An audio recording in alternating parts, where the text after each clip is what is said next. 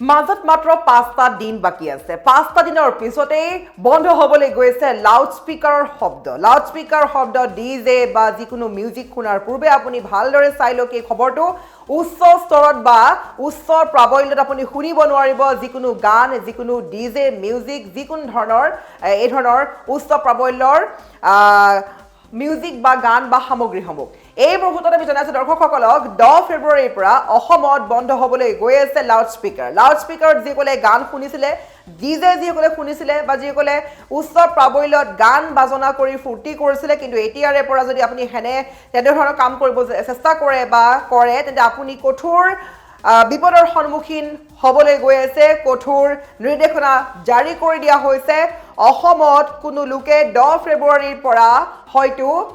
loud স্পিকাৰত শব্দ শুনিব নোৱাৰিব গান শুনিব নোৱাৰিব গান বাজনা কৰিব নোৱাৰিব কোনো পাৰ্টি কৰাৰ পূৰ্বে আপুনি ভালদৰে চাই লওক এই খবৰটো অসমত নতুন নিয়ম প্ৰযোজ্য হ'বলৈ গৈ আছে আৰু পৰৱৰ্তী নিৰ্দেশনা নহালৈকে বাহাল থাকিব এই নিৰ্দেশনা যে লাউড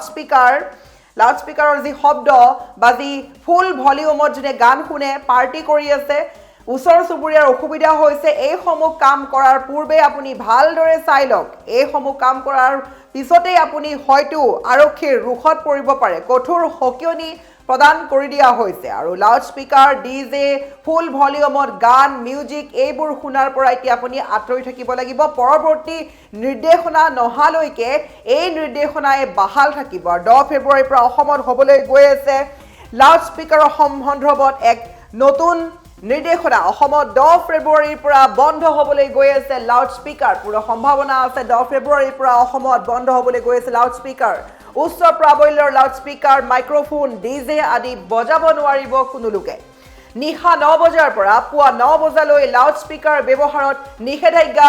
জাৰি কৰা হৈছে আগন্তুক মেট্ৰিক আৰু হায়াৰ ছেকেণ্ডাৰী পৰীক্ষাৰ বাবে জাৰি কৰা হৈছে নিৰ্দেশনা যেহেতু মেট্ৰিক পৰীক্ষা আৰু হায়াৰ ছেকেণ্ডাৰী পৰীক্ষা নিচেই ওচৰত গতিকে ওচৰ চুবুৰীয়াৰ অসুবিধা নহ'বৰ বাবে আগন্তুক মেট্ৰিক আৰু হায়াৰ ছেকেণ্ডাৰী পৰীক্ষাৰ বাবে জাৰি কৰি দিয়া হৈছে নিৰ্দেশনা অনুমতি নোলোৱাকৈ ব্যৱহাৰ কৰিব নোৱাৰিব লাউড স্পিকাৰ আৰু পৰৱৰ্তী নিৰ্দেশ নিদিয়া পৰ্যন্ত বাহাল থাকিব এই নিৰ্দেশনা ইতিমধ্যে বজালী জিলা প্ৰশাসনে জাৰি কৰিছে এই নিৰ্দেশনা আৰু হয়তো সমগ্ৰ অসমত জাৰি কৰাৰ সম্ভাৱনা আছে নিৰ্দেশনা 163 নং ধাৰাৰ অধীনত জাৰি কৰা হৈছে নিৰ্দেশনা ডাঙৰ খবৰ পুনৰ কৈছো দৰ্শকসকলক যে অতি ভয়ানকভাৱে আপুনি বিপদত পৰিব পাৰে যিসকলে লাউড স্পিকাৰত গান শুনে মিউজিক শুনে ডিজে বজায় সেইসকল সতৰ্ক হওক যিহেতু আহি আছে মেট্ৰিক পৰীক্ষা হায়াৰ ছেকেণ্ডাৰী পৰীক্ষা আপোনাৰ নিচেই হয়তো ঘৰৰ কাষত মেট্ৰিকৰ পৰীক্ষাৰ্থী আছে বা হায়াৰ ছেকেণ্ডাৰী পৰীক্ষাৰ্থী আছে যদি আপুনি ফুল ভলিউমত গান শুনিছে আপুনি ডিজে শুনিছে লাউড স্পিকাৰ ব্যৱহাৰ কৰিছে তেতিয়া আপোনাৰ এই লাউড স্পিকাৰৰ শব্দৰ বাবে নিশ্চয়কৈ আপোনাৰ ওচৰ চুবুৰীয়াৰ অসুবিধাৰ সৃষ্টি হৈছে বা পৰীক্ষাৰ্থীসকলৰ পঢ়াত বাধাৰ আৰোপ কৰিব গতিকে সেইসকল যদি পৰিয়ালে বা ওচৰ চুবুৰীয়া যদি অৱগত কৰে বা অভিযোগ দাখিল কৰে আপোনাৰ বিৰুদ্ধে তেন্তে আপুনি পৰিব মহা বিপদত যেহেতু আহি আছে মেট্ৰিক পৰীক্ষা হায়াৰ ছেকেণ্ডাৰী পৰীক্ষা ইতিমধ্যে বজালী জিলা প্ৰশাসনে জাৰি কৰিছে নিৰ্দেশনা আৰু কেৱল বজালী নহয় এতিয়া হয়তো সমগ্ৰ অসমতে এই নিয়ম বা এই নিৰ্দেশনা জাৰি কৰাৰ সম্ভাৱনা আছে 163 নং ধাৰাৰ অধীনত বজালীয়ে জাৰি কৰিছে নিৰ্দেশনা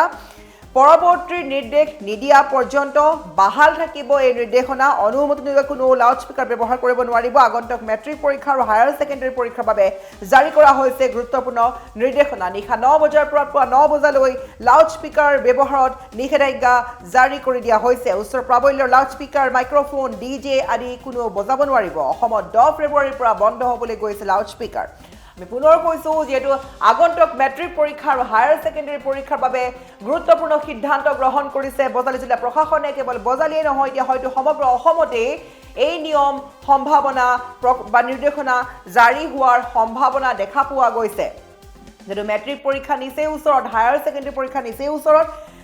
গতিকে কোনো পৰীক্ষাৰ্থীৰ যাতে পঢ়া শুনাত বাধা আহি নপৰে তাৰ বাবে ওচৰ চুবুৰীয়া যাতে কোনো অসুবিধা নহয় তাৰ বাবে কোনো লোকে যদি পাৰ্টি কৰে বা কোনো লোকে যদি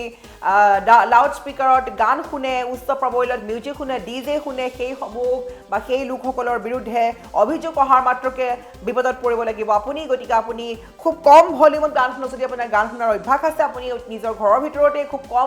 কম ভলিউমত যাতে আন লোকৰ বা অন্য লোকৰ অসুবিধা নহয় তাৰ বাবে আপুনি এই কথা খুবেই মন দিয়ক যদি আপুনি বহুত জোৰত বা বহুত উচ্চ প্ৰাবল্যত যদি আপুনি গান বাজনা শুনে বা পাৰ্টি কৰে তেন্তে এই সমূহৰ পৰা আপোনাৰ ওচৰ চুবুৰীয়াৰ অসুবিধা হোৱাৰ মাত্ৰকে আপোনাৰ ওপৰত যদি কোনো কাৰণত অভিযোগ আহি পৰে তেন্তে আপুনি পৰিব মহাবিপদত কিন্তু বজালী জিলা প্ৰশাসনে 163 নং ধাৰাৰ গোচৰত ৰুজু কৰিছে বা নিৰ্দেশনা জাৰি কৰিছে আৰু পৰৱৰ্তী নিৰ্দেশনা নহালৈকে এই নিয়মেই প্ৰযোজ্য হৈ থাকিব পৰৱৰ্তী যেতিয়ালৈকে খবৰ নাহে যে কেতিয়াৰ পৰা লাউড স্পীকাৰ ব্যৱহাৰ কৰিব পাৰিব তেতিয়ালৈকে এই নিয়মেই প্ৰযোজ্য হৈ থাকিব আৰু এই সময়ত যদি এই নিয়ম বা নিৰ্দেশনা কোনোবাই ইটিকিং কৰে বা ইগনোৰ কৰিব চেষ্টা কৰে তেন্তে অতিকৈ বিপদত পৰিবলৈ গৈ আছে আৰু 10 ফেব্ৰুৱাৰীৰ পৰা হয়তো এই নিয়ম প্ৰযোজ্য হ'বলৈ গৈ আছে কেৱল বজালী নহয় এবাৰ সমগ্ৰ অসমতে বা প্ৰতিখন জিলা প্ৰশাসনে এই নিয়ম বা এই নিৰ্দেশনা জাৰি কৰাৰ সম্ভাৱনা আছে যেহেতু মেট্ৰিক পৰীক্ষা হায়াৰ ছেকেণ্ডেৰী পৰীক্ষা নিচেই ওচৰত গতিকে কোনো পৰীক্ষাতে যদি বিপদ হ'ব নালাগে অসুবিধা হ'ব নালাগে সেইবাবে আপুনি এইকেইদিনৰ এটলিষ্ট এইকেইদিন অন্ততঃ আপুনি লাউড স্পীকাৰ বা উচ্চ প্ৰাবল্যৰ মিউজিক মাইক্ৰফোন DJ এইসমূহ ব্যৱহাৰ কৰাৰ পৰা আপুনি আঁতৰি থাকক